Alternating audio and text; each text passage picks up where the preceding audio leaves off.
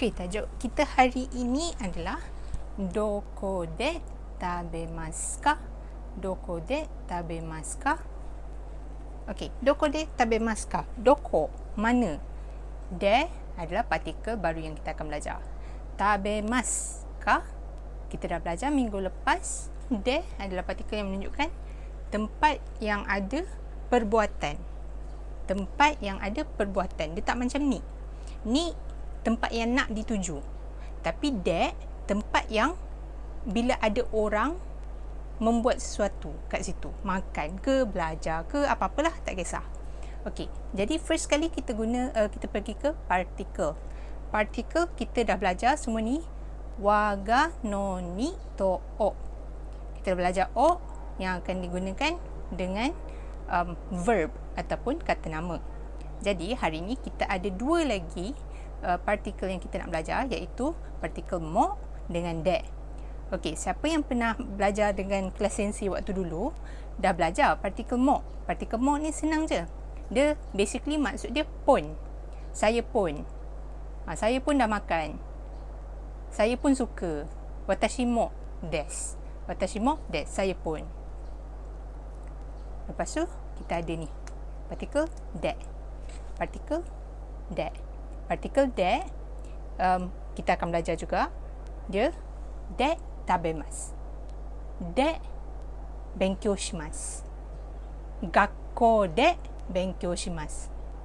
Senta de asobimasu. Okey? Dia memang maksud dia di, cuma de ni kena ada perbuatan.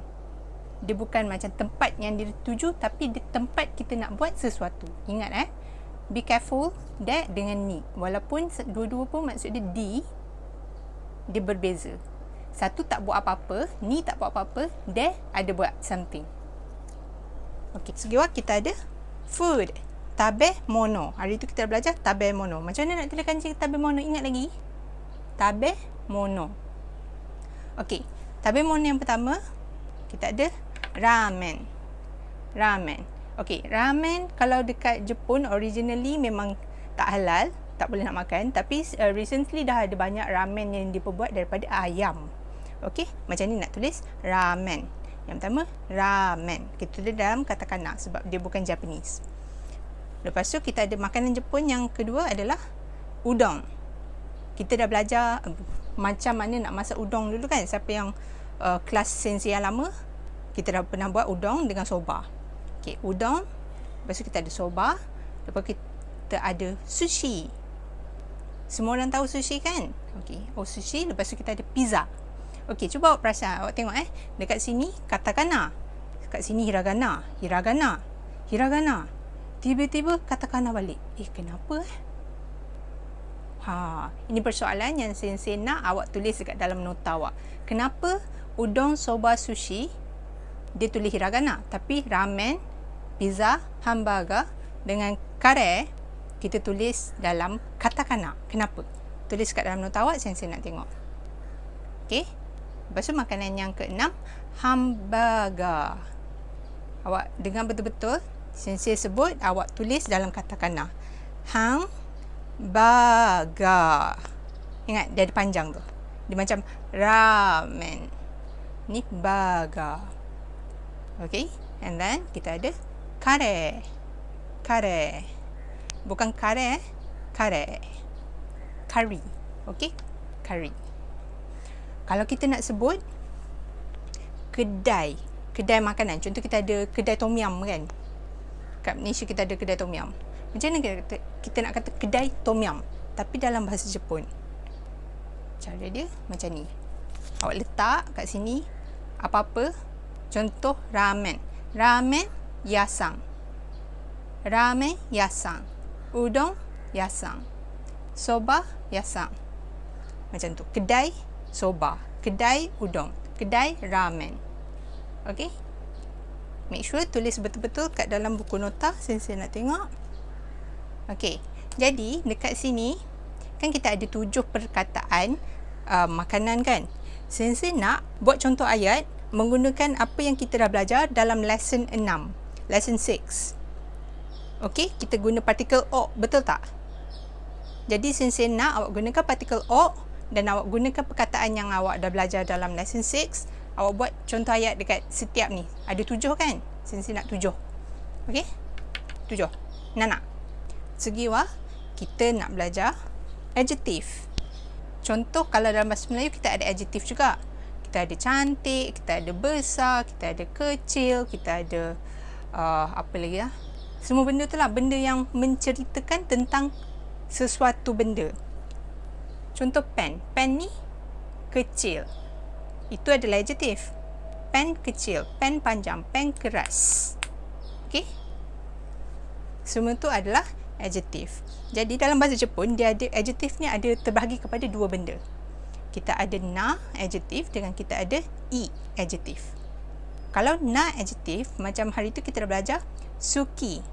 Suki adalah na adjektif. Jadi bila kita nak sambungkan dia dengan kata nama ataupun noun, kita kena letak na.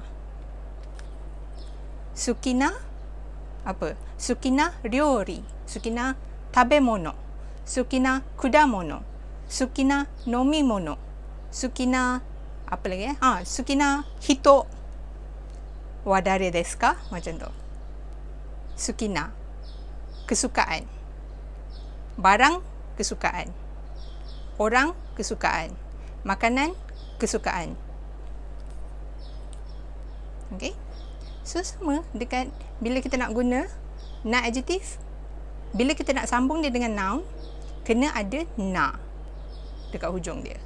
Tapi kalau awak nak cakap suka, dia bukan jadi kesukaan. Awak jadi nak cakap suka. Ya, suka. Hai, suki, des. Dah buang dah na. Na terus buang. Okey, na terus buang. Macam minggu lepas yang kita dah belajar dulu. Na terus buang. Ni, kirai. Kirai na yasai. Kirai na hito. Kirai na tabemono. Kirai na nomimono. Na. Ada noun dekat sini. Kirai. Kirai maksud dia benci. Yang ini suki maksud dia suka. Kirai. Benci. Tapi kalau kita nak tukar dia jadi negatif, kita buang na. Okey? Na ni kita buang. Kita buang kirai. Kirai janai. Kirai janai. Alamak, tertinggal. Okey. Suki janai desu. Kan kita dah belajar kan? Suki janai desu. Suki janai desu. Daripada kirai pun I think it is better kalau awak guna suki janai desu. Dia tak berapa keras sangat. Kalau kirai tu macam benci. Bencilah. Saya benci sayur. Macam tu. Okey? Saya benci buah ke apa ke. Okey, sekarang ni kita pergi dekat i adjektif. I adjektif. I adjektif dekat sini sensei bagi 4. Kita ada yasui dan kita ada takai. Kalau kita guna yasui dengan takai, yasui maksud dia murah. Takai maksud dia mahal.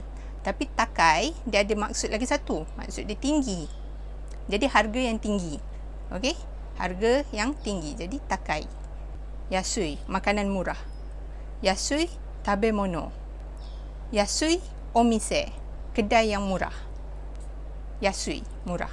Okey? Murah. Lepas tu kita ada oishi. Oishi, sedap.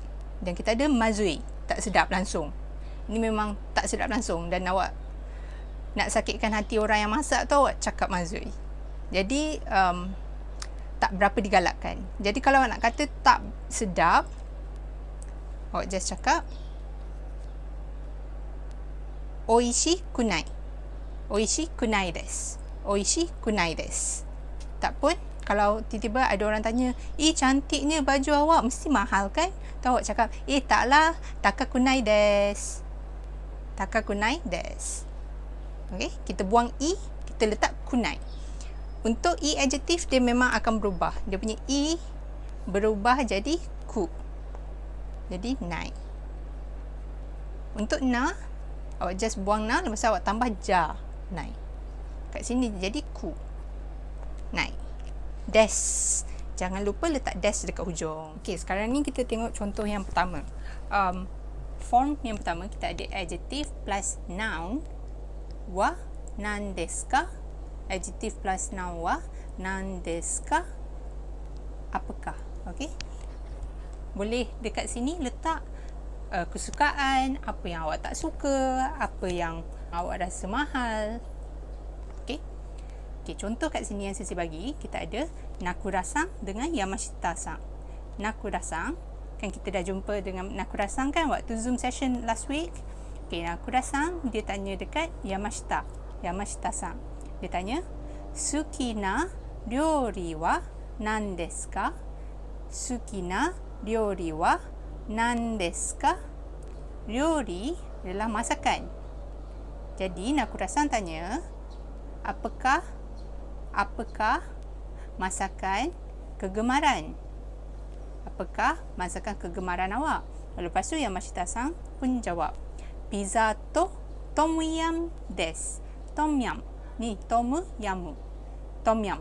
Pizza to tom yum desu. Lepas tu Nakurasang pun jawab, "So desu ka?" Oh, ya ke? "Watashi mo tom yum ga suki desu." Watashi mo tom yum ga suki desu. Saya pun suka tom yum. Okey, contoh yang kedua untuk form yang satu ni, nombor 1. Kita Nakurasang still tanya soalan yang sama. Dia tanya, "Suki na ryori wa nan desu ka?" Lepas tu Yamashita-san dia jawab, "Tom yum ga ichiban ichiban suki desu." Tom yum ga ichiban suki desu. Tom yum nombor 1 suka. Paling suka. Ichiban. Ichiban maksud dia nombor 1. Nombor 1. Ichiban suki. Paling suka. Tom yum ga ichiban suki desu. Lepas tu Nakurasang pun jawab. Sebab Nakurasang ni dia suka tom yum. Dia suka makanan Thai. Jadi dia jawab, "So desu ka? Watashi mo desu." Watashi mo desu. Sebab dekat sini dia tak macam yang tadi. Yang tadi tu dia ada 2 makanan, betul tak? Jadi Nakurasang akan sebut satu makanan yang dia suka je. Maybe dia tak suka pizza, so dia tak sebut pizza. That's why, sebab itu dia tak sebut watashi mo desu, tapi dia sebut watashi mo tom yum ga suki desu. Tapi dekat sini sebab ada tom yum satu je, jadi dia terus dia cakap, "Watashi mo desu." Saya pun. Okey, yang seterusnya sensei nak ajar macam mana bila kita nak ajak orang. Okey, dalam bahasa Jepun dia pun ada perkataan jom. Perkataan jom dia macam ni. Apa-apa daripada verb, kata kerja yang ada mas kat ujung. Okey, verb mas, V mas, dia akan bertukar jadi V masho. Contoh tabemas, tabemas jadi tabemasho. Nomimas jadi nomimasho. Kalau ikimas, pergi, jom pergi, jadi ikimasho. Jadi dia punya mas kat ujung tu, masu, jadi masho. Waktu nak tulis masho, hati-hati, yo kat sini kena kecil. Jangan tulis jadi macam ni. Ini lain. Itu shiyo. Itu bukan sho. Dia shiyo. Okey, yang ini salah. Okey, waktu sensei terangkan contoh dialog dekat sini, sensei harap semua orang boleh salin apa yang sensei cakap sekali, bukan setakat tulisan saja. Sebab sensei perasan ramai yang tak tulis maksud perkataan yang dah tulis tu. Lepas tu bila sensei tanya balik dekat awak, awak faham tak apa benda awak salin ni? Lepas tu ramai yang kata, tak ingat lah sensei. Macam mana nak ingat? Awak maksud pun tak tulis kat situ. Oh, dah. Okey. Dan segi kita ada Fujita-san. Okey, Fujita-san dengan Kamiya-san. Fujita-san dengan Kamiya-san, kawan. Okey, diorang tengah berbincang, hari ni nak makan apa ni, macam tu. Okey, so Fujita-san dia tanya dekat Kamiya-san, "Kamiya-san, kyou no hiru gohan o doko de tabemasu ka?" Kyou no hiru gohan o doko de tabemasu ka? Kamiya-san, hari ini, kyou. Okey, kita ada kanji ima. Kanji ima dengan kanji hari. Jadi kita ada sekarang. Okey, ini maksud dia sekarang dengan hari. Jadi maksud dia sekarang hari ni lah. Okey, kyou no hiru gohan. Hiru gohan, hiru adalah tengah hari. Hiru gohan, makan tengah hari, lunch. Kyou no hiru gohan. Kyou no hiru gohan apa maksud dia? Tulis dekat dalam buku nota. Okey. Kyou no hiru gohan o doko de tabemasu ka? Kamiya-san, kyou no hiru gohan o doko de tabemasu ka? Doko, mana? Tabemasu, makan. De, di. Kamiya-san, hari ni makan tengah hari kita nak makan kat mana? Okey, macam tu. Lepas tu Kamiya-san jawab. Ano kita dah belajar kan? Ano, sono, kono. Okay. Ano omise de tabemashou. Ano omise de tabemashou. Sebab diorang kat sini, kedai dekat sebelah sini. Diorang cakap, oh, makan kat kedai itulah. Okay. Ano omise de tabemashou. Ano omise de tabemashou. Ni adalah kanji untuk mise. Mise adalah kedai. Okay. Ano omise. Ano omise de tabemashou. Dekat kat kedai tu kita jom makan. Fujita-san pun jawab, Nan no omise desu ka? Nan no omise desu ka? Nani?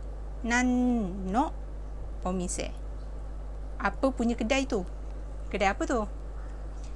Lepas tu Kamiya-san pun jawab, Udon yasan desu. Udon yasan desu. Udon yasan. Kan? Kedai udon. Kedai udon. Lepas tu dia jawab, Ano omise wa oishii desu yo. Ano omise wa oishii desu yo. Dia ada dua orang kat sini, tu dia cakap pasal tu. Ano omise wa oishii desu yo. Kedai itu sedap tau. Oishii desu yo. Desu yo. Desu yo. Ano omise wa oishii desu yo. Lepas tu Fujita-san pun jawab, ja, so shimashou. Ja, so shimashou.